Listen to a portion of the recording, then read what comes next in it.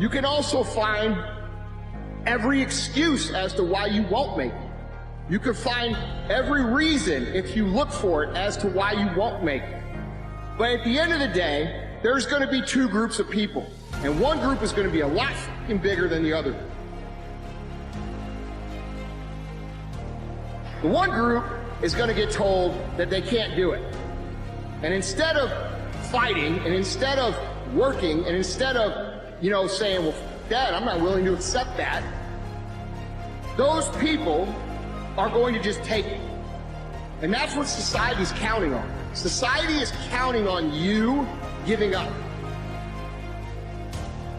Then there's going to be a smaller group. And the smaller group is going to be the group that says, hey, you know what? I hear what you're saying, but I'm not willing to accept that. I'm not willing to just roll over and take what I'm given. I'm not willing to stop trying because you say that I can't fucking do it. That's what you say. That doesn't mean it's the truth. And I'm going to go all the way out every day. And look, you're not going to hit it every day. There's going to be days where you're off. There's going to be days where you're weak. But if that day, instead of bullshitting yourself, instead of saying I wasn't weak today, what are you talking about? If that day you own it and you say, yeah, I was weak today and I'm not going to be weak tomorrow, but I'm not afraid to face that. I'm not afraid to look in the mirror and say today was a bad day, that I didn't make myself proud today, but that shouldn't diminish who you are. I know from living that if you quit whatever you're trying to accomplish, if you quit whatever you were trying to accomplish, can never happen. There's not even a remote possibility. If you quit, there is no chance of it popping back up again, coming back later. Quitting is guaranteed failure. Only those that can see the invisible can do the impossible.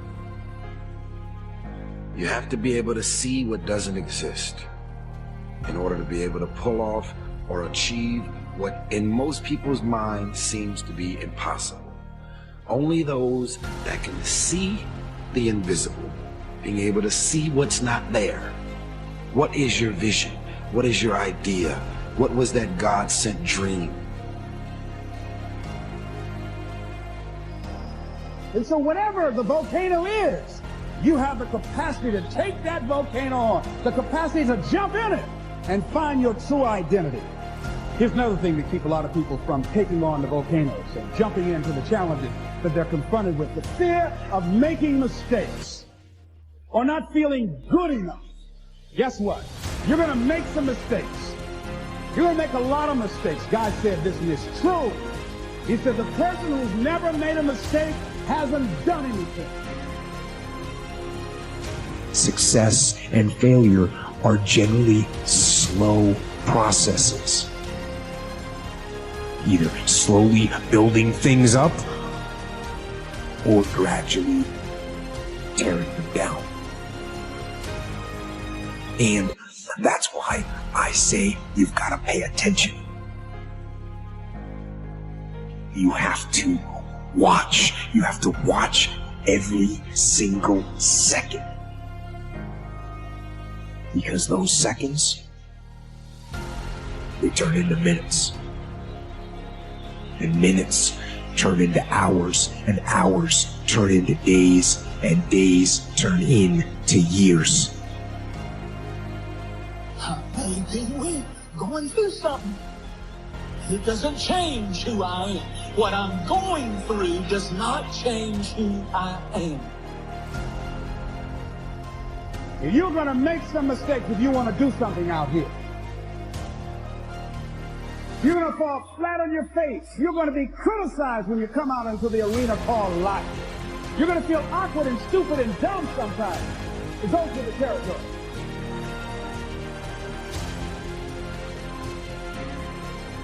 To be relentless, you have to never let off the gas, never stop, never quit. Never allow anyone to talk you out of the dream, the vision, and ideas that God has sent you.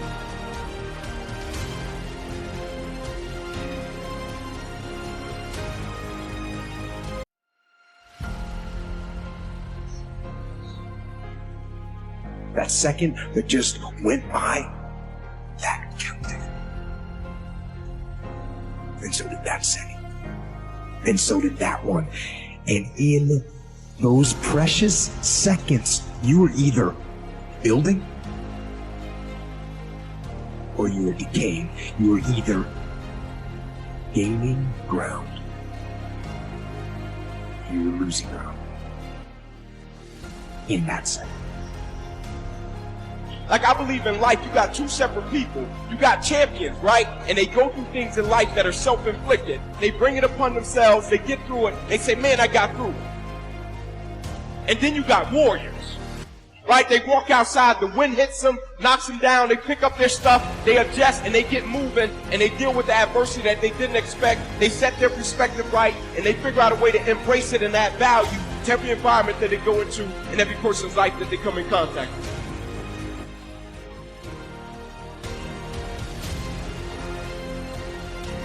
Now, when you try it, you're going to feel. But quit it. Just stop it. That was the number one thing. And then number two, you have to make sure that your dreams, your aspirations and goals are so big that not accomplishing them is not enough. God didn't bring you in this world to be average. God didn't bring you in this world to wake up and die one day and just be another person that lived and died and didn't do anything significant in this world. Let me say something.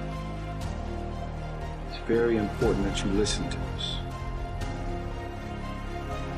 Most of you,